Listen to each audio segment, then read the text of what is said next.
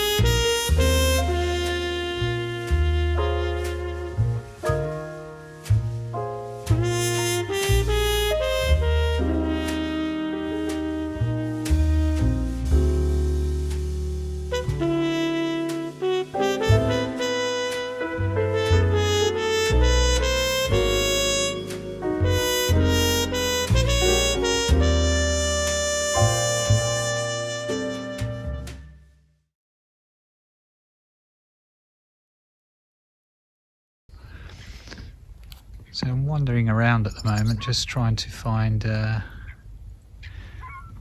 other compositions, but it's very messy from this side. We've got a sort of a leading plank there, but it's kind of not very not very nice. Also, if I go too far this way, try not to fall over, super slippy. So if I go too far this way, then the bank on the right hand side there starts to blend in with the boat. And I kind of like the separation of not having the bank there, although saying that, with the lead-in of the plank, although it's fairly messy, and the boat on the left hand side with the sunset, it doesn't actually look too bad. So I might, while I'm waiting for the tide to come in, just have a play about and see what the compositions I can find.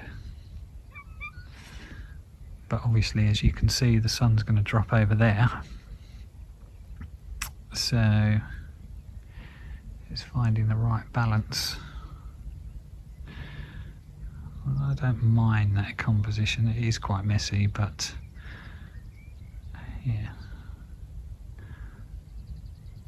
I'll grab my kit and then have a look and see what I think. Well, we're way past sunset now. I'm just waiting for the tide to come up a bit further to do some sort of 60, 90 second exposures, 2-3 minutes, possibly up to 5 minutes, once the light has dropped completely. I'm using my phone because my other camera's run out of battery. But yeah, it gives you an idea of the reflections and the foreground and what have you. Unfortunately, the interest in the sky is now gone, so I'm not going to get striations from long exposures, but certainly get some strong reflections in the very still water.